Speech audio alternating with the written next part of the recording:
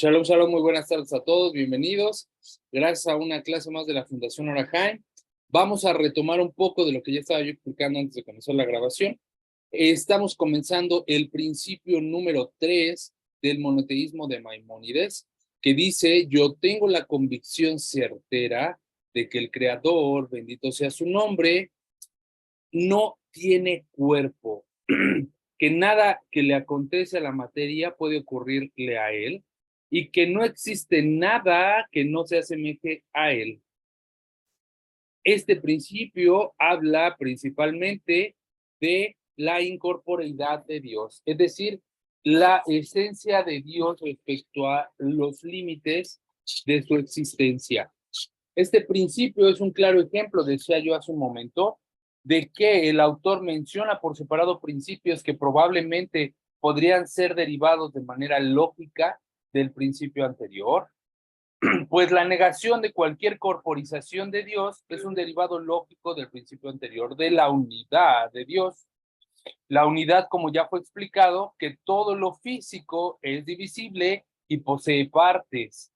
No obstante, Maimónides consideró adecuado contar como un principio aparte, pues no todos pueden descender hasta la profundidad del concepto. No todos pueden profundizar en este concepto de unicidad de Dios absoluta, y por eso es necesario profundizar como en un principio aparte este aspecto de su incorporeidad. ¿Por qué? Porque para el no judío, para la persona que no ha crecido vinculada al monoteísmo absoluto de la Torá, le costará mucho más trabajo el poder asimilar y comprender de manera absoluta este concepto de unicidad, porque la aparente enseñanza natural del mundo y nuestros sentidos perciben todo a través de una pluralidad gobernante y dominante. Es decir, que nos cuesta trabajo el poder identificar, el poder apreciar y el poder asimilar esta unicidad absoluta, la cual el pueblo judío ha heredado de generación en generación. El pueblo judío ha heredado el conocimiento, ha heredado la educación, ha heredado la percepción de generación en generación, y que no le resulta complejo ni distante a su comprensión natural el abordar de una manera clara y absoluta esta unicidad. No así para el neomonoteísta o para el no judío, que viene de una tradición cultural distinta, en la que la concepción de un Dios en ocasiones tiene una forma física, incluso tiene atributos humanos que son características de esta definición semiótica, semántica de Dios. Para ello es necesario deconstruir ese concepto y reconstruirlo con, a la luz, mejor dicho, de la explicación de los sabios de la Torá y del pueblo de Israel, con la intención de poder comprender este concepto de Dios abordado desde el monoteísmo absoluto que propone y enseña la Torá. La negación de cualquier tipo de corporización de Dios se refiere a saber que ese único ser que mencionamos no es corporal ni una fuerza en cuerpo. Repito, se refiere a saber que Dios no es corporal ni una fuerza en cuerpo. Asimismo, no le afectan aquellas cosas que le acontecen a la materia, como por ejemplo el movimiento, el tiempo o el reposo. Se refiere a saber que este ser único al cual estamos tratando de conocer no es corporal ni fuerza en cuerpo. Por lo tanto, no le afectan aquellas cosas que le afectan a la materia, tales como el movimiento, el tiempo o el reposo. No en forma constante ni causal, ni exterior a él.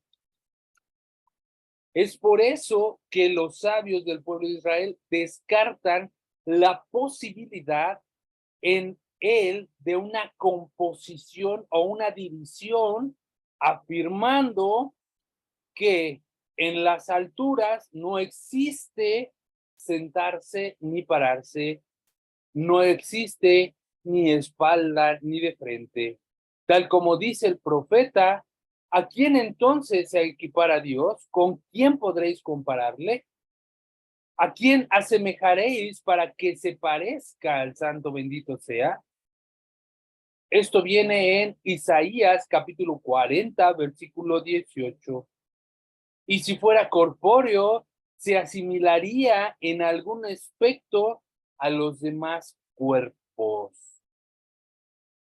Por lo tanto, todo el pasaje bíblico que describe a Dios con atributos físicos, tales como encaminarse, sentarse, hablar y semejantes definiciones, todo está expresado en un lenguaje ¿qué?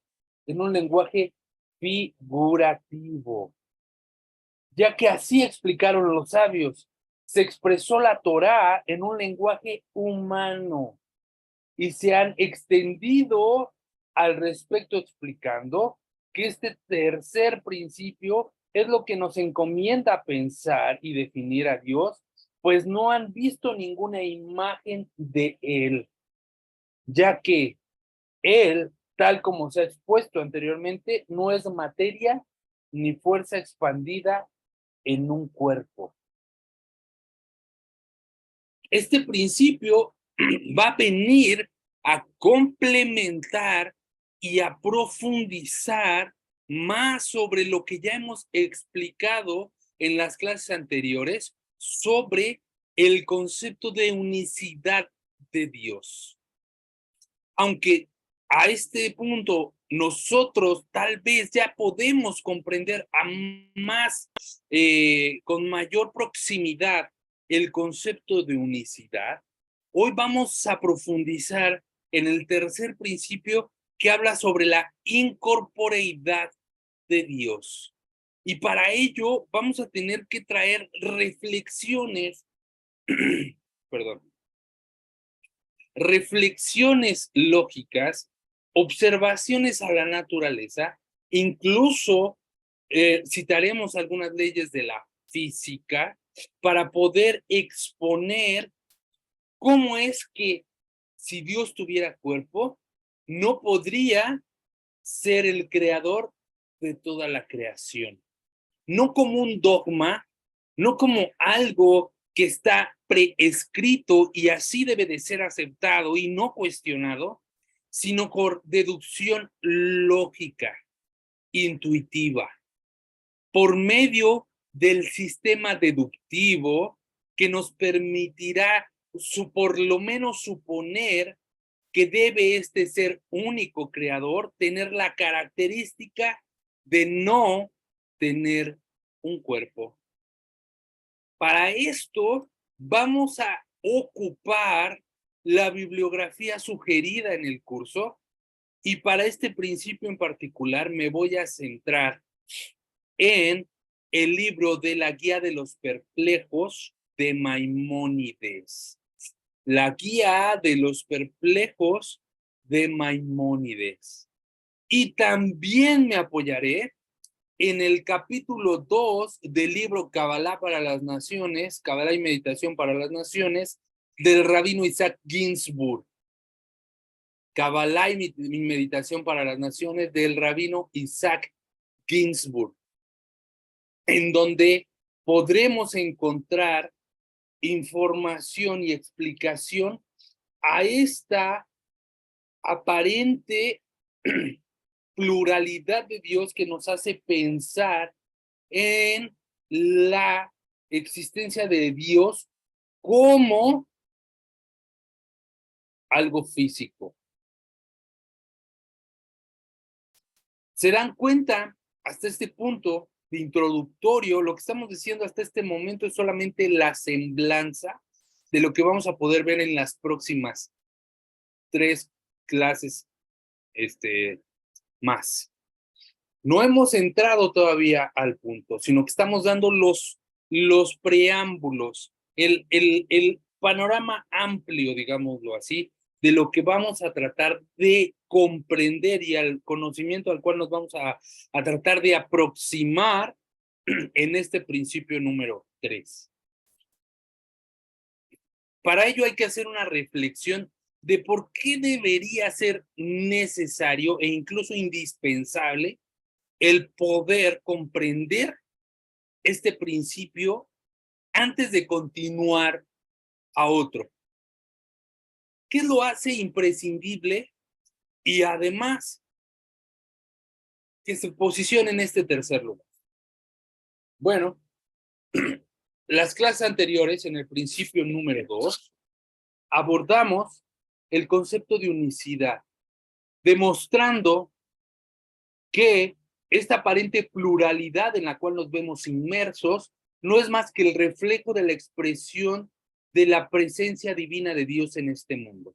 Es decir, que todo aquello existente en materia en este mundo es la expresión de la voluntad de una fuerza primera, de una causa inicial que origina, y no solamente origina, sino que reproduce, y no solamente que reproduce y que origina, sino que sostiene y mantiene esta creación. Que para que podamos experimentar nosotros la percepción de lo divino, es necesario poder desmenuzar y romper hasta cierto punto esta barrera de la pluralidad y mirar a través de ella la unicidad, lo que hace que todo esté vinculado y que todo esté unido en el fondo y sostenido por él y por lo tanto dirigido por él. Este principio es el claro ejemplo de si no se comprende el origen de la idolatría. El origen de la idolatría. ¿Qué dice el libro del Pere Hillel al respecto? Dice, este principio es un claro ejemplo de que el autor menciona principios separados para que se puedan profundizar en este concepto. Ya que el que piensa que Dios tiene un cuerpo o forma es más grave, ojo lo que voy a leer, lo que está diciendo aquí el autor. El que piensa que Dios tiene un cuerpo o forma alguna es más grave que aquel que hace idolatría. El que piensa que Dios tiene un cuerpo o forma alguna es más grave esta transgresión que aquel que hace idolatría. ¿Por qué? ¿Qué quiere decir el autor con esto? Explica, pues el que hace idolatría, suponiendo que esa es la forma de servir a Dios, explico más, suponiendo que esa es la forma en que la persona cree que debe de servir a Dios, o tal vez cree en Dios, pero cree que Él actúa por medio de intermediarios o de fuerzas a las que hay que servir para ganarse su favor. Les encargo ahí los micrófonos. ¿Al partir? Sí. Sarita, tienes el micrófono abierto. Perdón. Aquí perdón. Gracias. Repito. El que piensa que Dios tiene cuerpo o forma es más grave que aquel que hace idolatría. Pues aquel que hace idolatría, suponiendo que esta persona piensa que esa es la manera de servir a Dios de forma apropiada, o tal vez que cree, o tal vez cree que Dios actúa por medio de fuerzas intermediarias a las cuales debe de servir para poder ganar su favor, tiene en su mente la idea verdadera de que existe un único Dios todopoderoso. Es decir, esta persona tiene un problema de concepción técnica. Él puede agarrar y decir, yo sé, conozco y comprendo la unicidad de Dios. Me quedó claro, Israel, el principio número 2.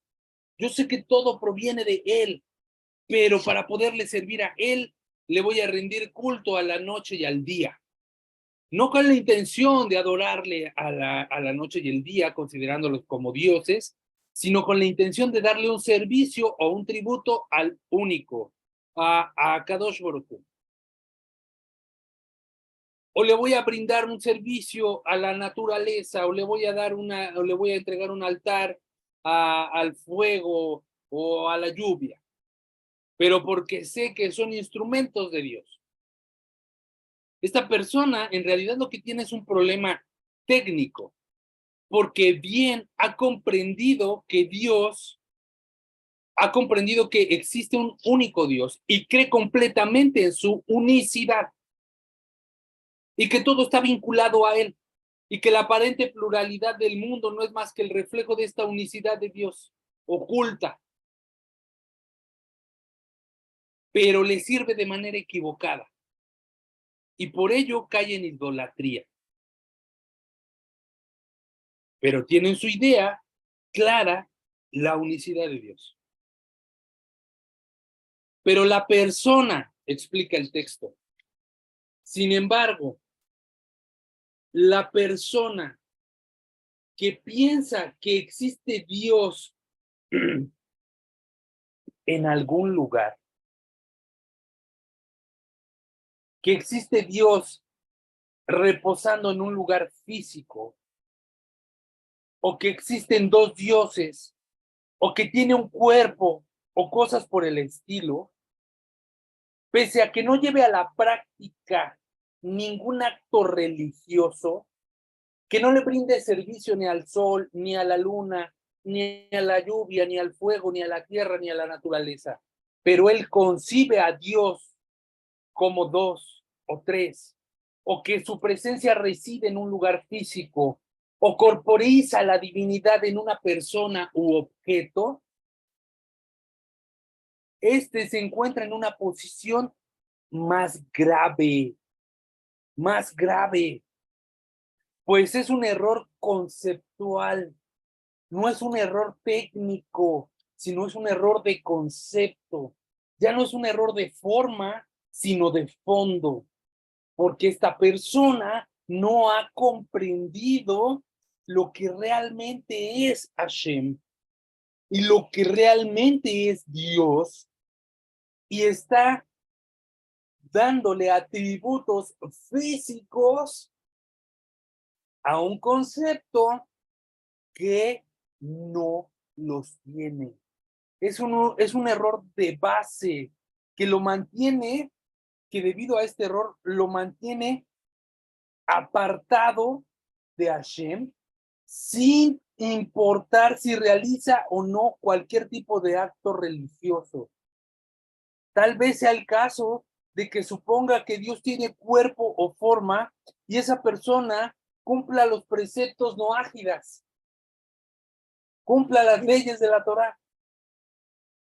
Pero como él piensa que Dios tiene cuerpo o forma, de nada le sirve, pues este individuo en realidad está sirviendo a otro Dios. Este individuo en realidad está prestándole servicio a otro Dios o a otros dioses, porque no ha comprendido de manera apropiada la esencia y los atributos de Dios.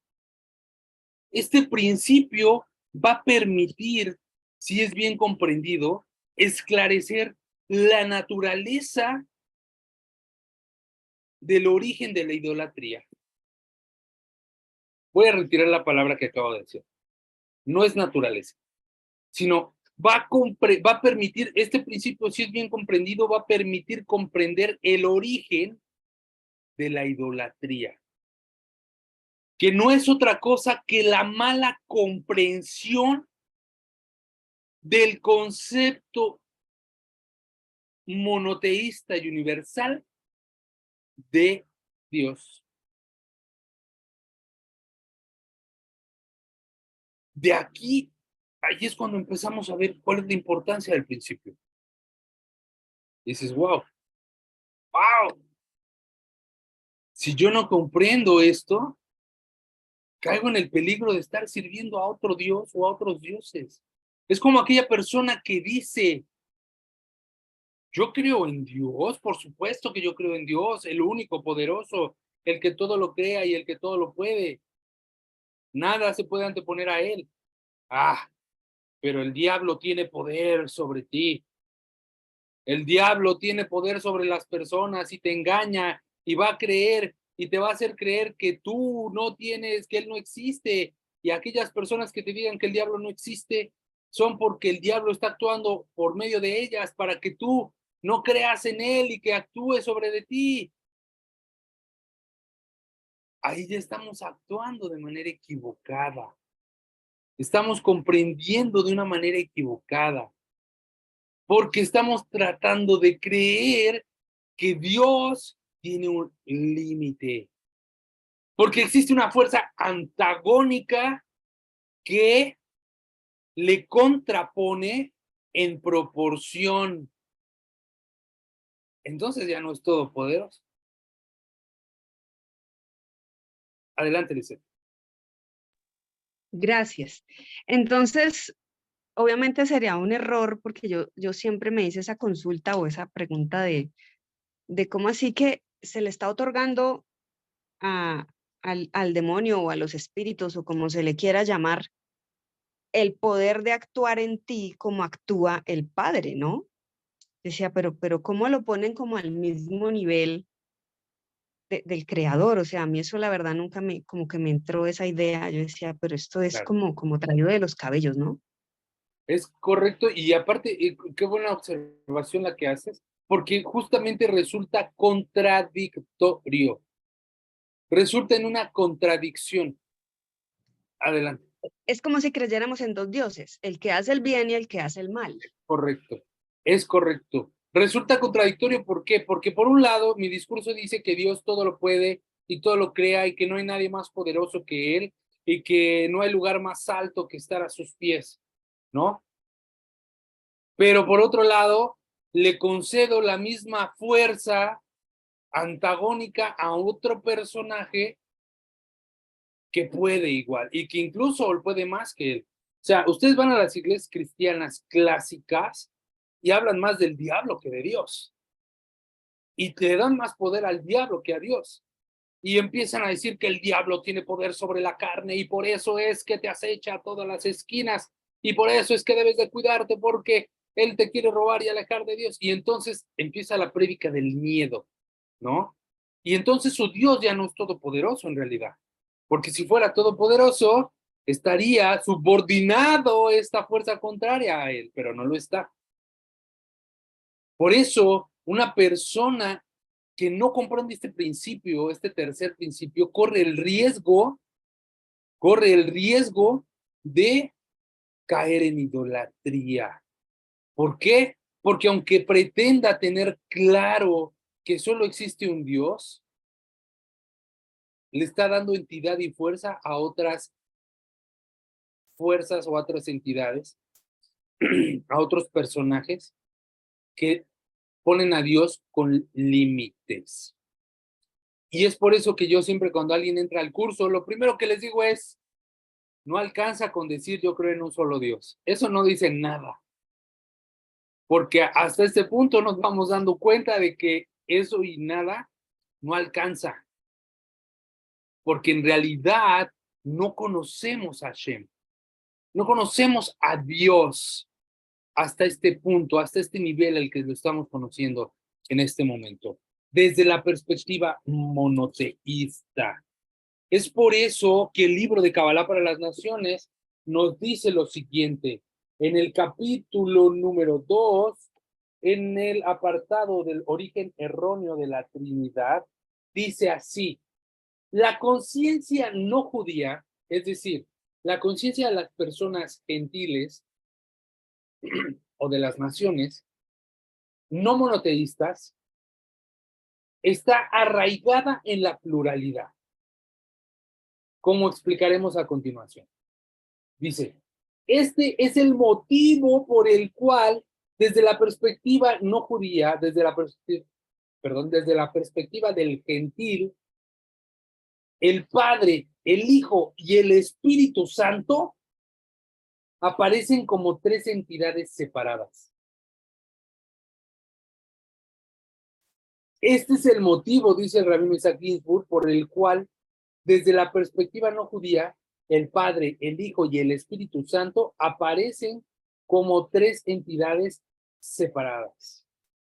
El reclamo de algunos que la Trinidad deba ser vista como una unidad es impracticable porque la conciencia no judía, es decir, la conciencia del gentil, de ti, de mí, antes de entrar a la explicación del judaísmo, de la Torá, no es capaz de unificar verdaderamente a los tres y comprender que en esencia son uno mismo.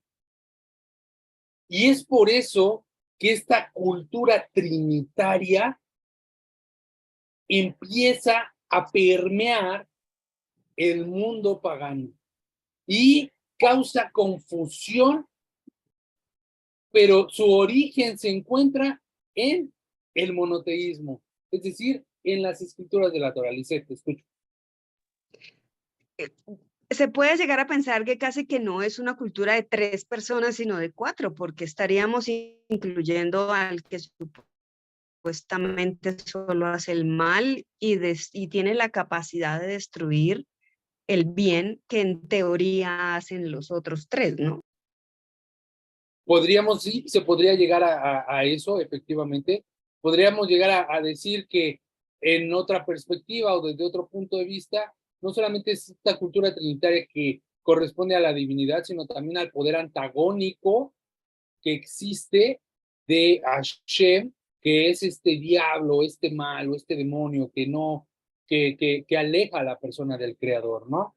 Entonces, desde la perspectiva no monoteísta, la persona que ha crecido en un mundo plural, que ha crecido desde una perspectiva religiosa, que no se le ha explicado desde la perspectiva del monoteísmo de la Torá a Dios y a esta unicidad, siempre va a entender esta aparente pluralidad como la Trinidad, que la hacen llamar como la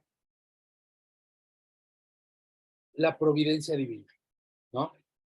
Incluso para las personas que se sienten cautivadas inicialmente por el monoteísmo de la Torá y que sin ningún tipo de preparación empiezan a querer analizar de manera autodidacta las escrituras sagradas y los conceptos cabalísticos que requieren de una explicación guiada y de una profundización como la que estamos llevando en este momento para poder comprender de manera apropiada cada concepto, empiezan a ajustar, a acomodar, a tropicalizar la enseñanza cabalística clásica a su doctrina y a su dogma, y le empiezan a tomar forma y decir, es por eso que está así.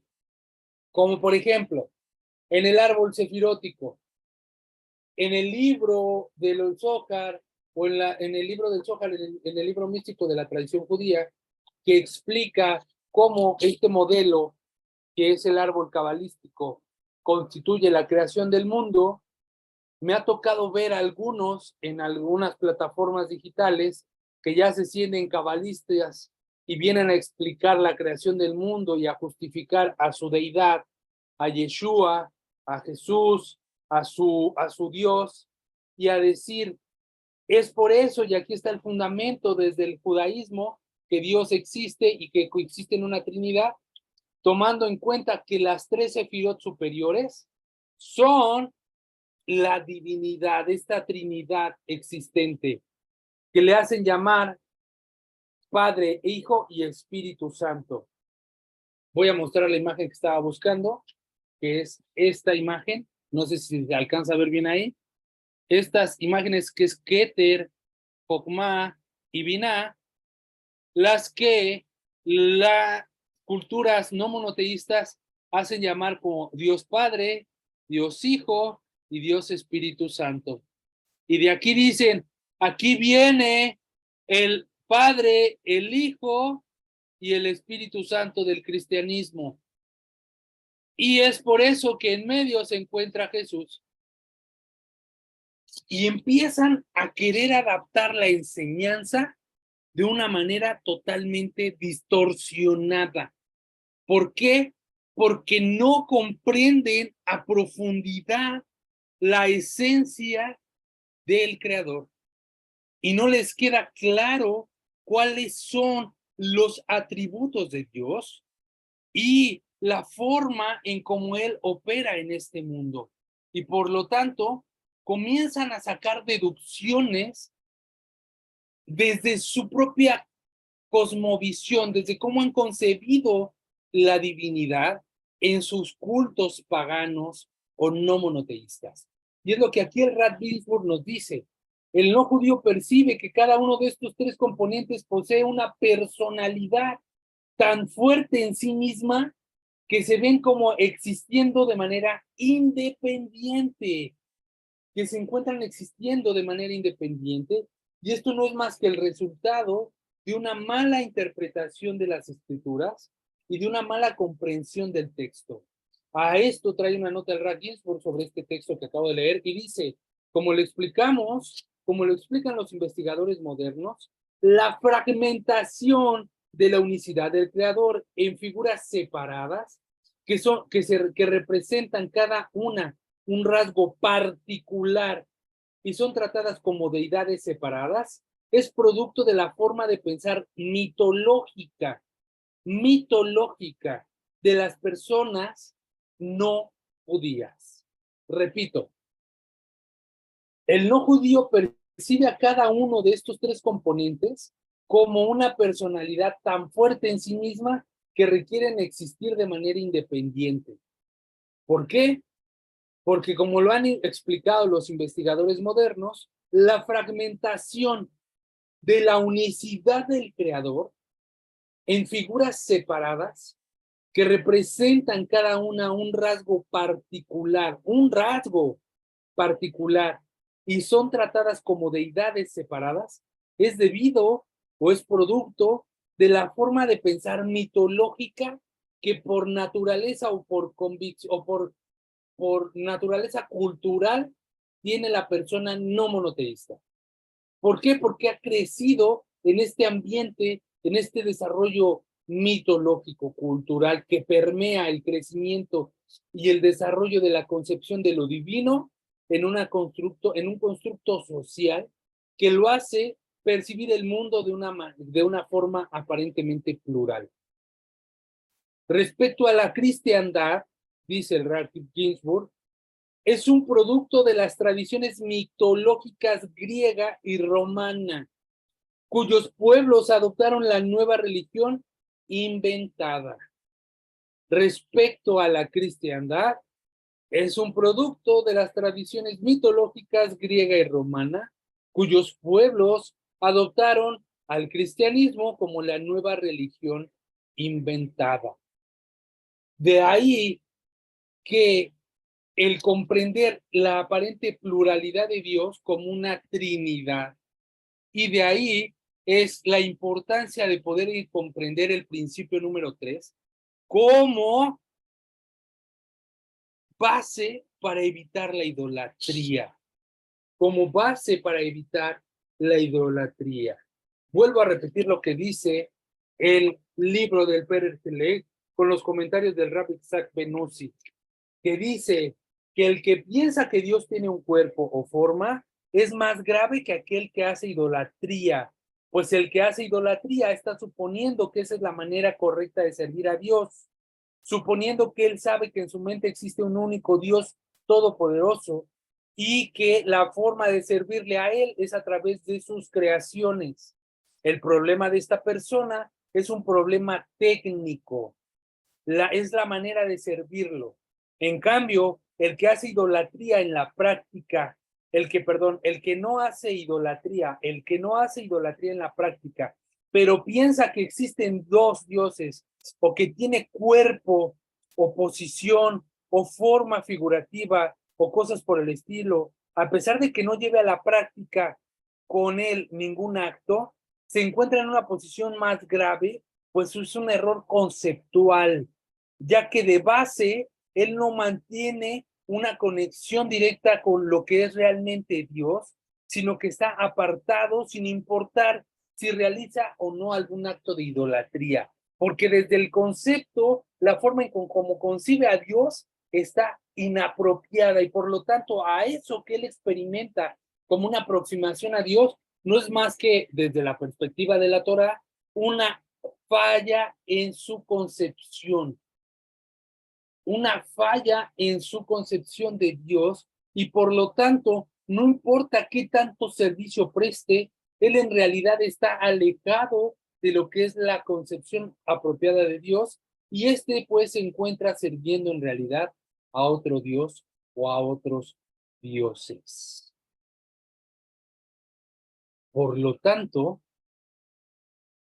es importante que comprendamos que si no nos queda claro este principio, vamos a estar erróneos en el fondo y en la base. Ahora podemos caer en cuenta de la importancia de los 13 principios de fe de Maimónides. Estos 13 principios que se le llaman que son de Maimónides, que en realidad no son de Maimónides, son la codificación que hizo Maimónides para poder explicar la base de la fe judía, pero en realidad está codificando, explicando y exponiendo la esencia misma de la naturaleza del Creador a través de 13 enunciaciones que nos permiten conocer, que nos permiten aproximarnos de manera cognitiva desde la perspectiva lógica, racional, la esencia del Creador. ¿Para qué? Para que no caigamos en falacias y creencias mitológicas que en un principio sirvieron para explicar al mundo los fenómenos naturales y aproximarnos a su explicación, pero que ahora el intelecto, que tiene esta capacidad de expandirse, se aproxima más a lo que es realmente una concepción asertiva de lo que es el Creador desde la perspectiva del monoteísmo de la Torah. Este es el preámbulo. Vuelvo a repetir, esto solamente es el preámbulo del principio número 3 que vamos a estar abordando en las clases subsecuentes.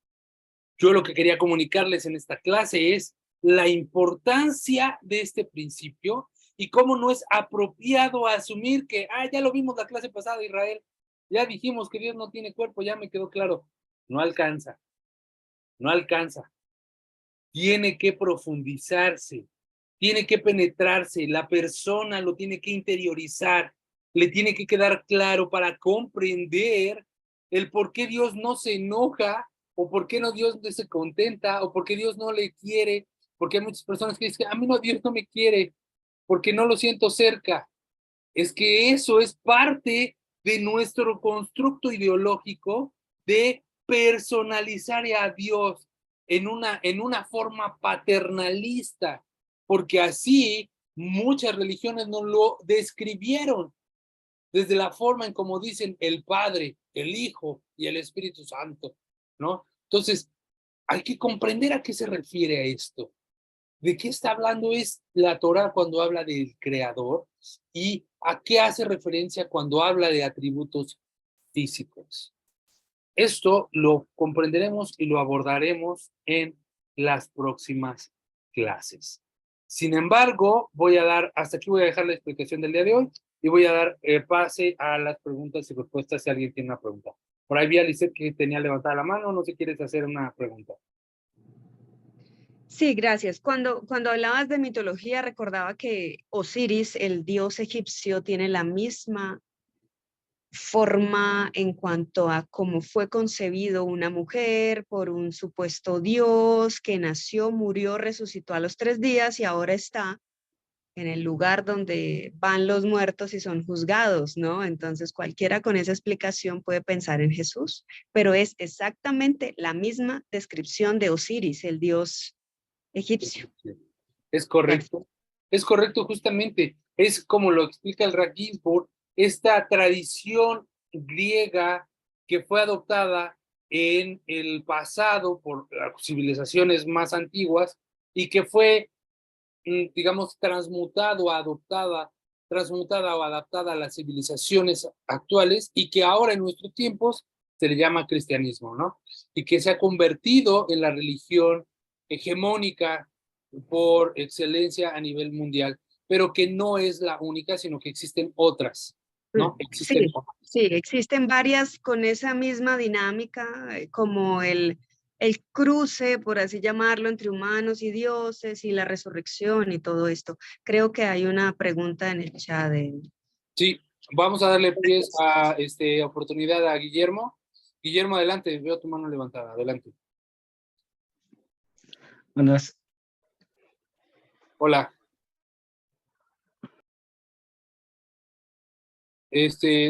Bloqueaste tu micrófono, Guillermo.